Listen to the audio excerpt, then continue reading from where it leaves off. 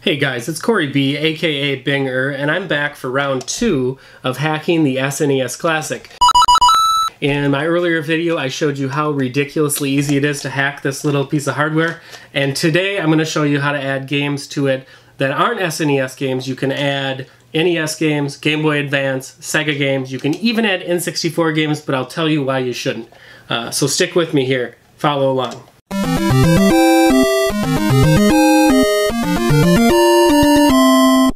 First of all, I finally got my SNES hooked up to my monitor now.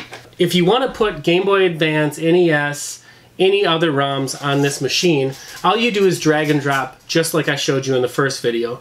Find your Sonic the Hedgehog ROM, download it, drag it on to the SNES Classic using the Hachi 2 hack, and synchronize with the Hachi 2 application, and it'll be there. It shows up right like this. Now this is a Sega game, and if we try to play this without installing our RetroArch, it's not going to play. Same thing for the NES, same for the Game Boy Advance. The first thing you want to do is download this RetroArch with cores.zip.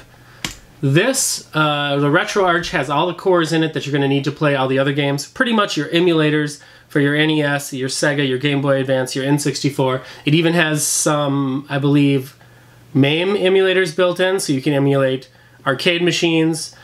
It's got a lot of stuff in here, and it's only 10 megabytes. So I went over to GitHub. I'll leave the link here in the description of the video below. And here it is, RetroArch with cores zip. RetroArch with cores zip. Download that. Here's the zip file right here.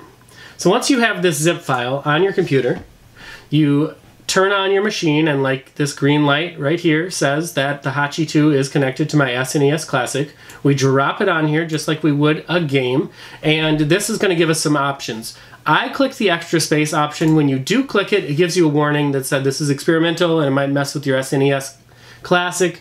I haven't had any negative things happen so far with enacting the extra space, so I'm going to do that. If you click on each one of these, it'll tell you what it's for. So the first one here is for Raspberry Pi 2 and 3. We don't need that. The next one is for arcade games. We don't have any arcade games yet. Actually, you know what? I'm going to pick that. We'll put them on later.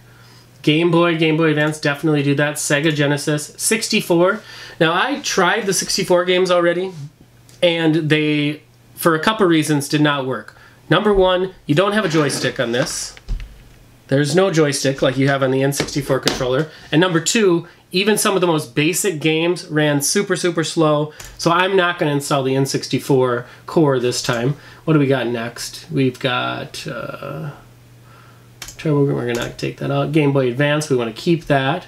There's a music hack on here, and this is where you can replace the music on the original SNES Classic. I don't need that. We're not going to do the archive, or we're not going to do the password either. Sega Master System, I do want to keep that. You need the RetroArch core installed. And what else do we have here? The following is for Atari 2600. We'll put some Atari on there. We'll leave that. So you hit OK. And then this is going to go through this same scenario here. Number one, make sure the power button's off. So we're going to turn that off. Disconnect it. We're going to disconnect the HDMI and the USB cable. And then it says reconnect it. Hold in the reset button and hit the power button. We're going to wait until the light comes on the front here, and there it goes automatically. Right now it's installing that RetroArch with cores zip file with the selections that we made there.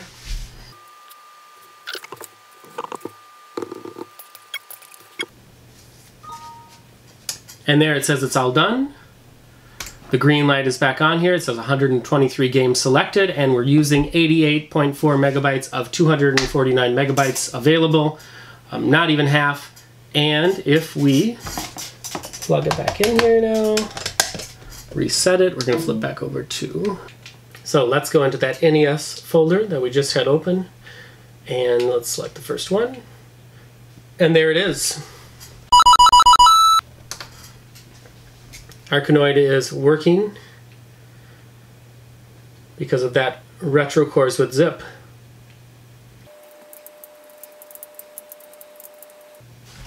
And it's that easy. Like I said before, if you haven't got your hands on one of these SNES classics, I would say try to get your hands on one.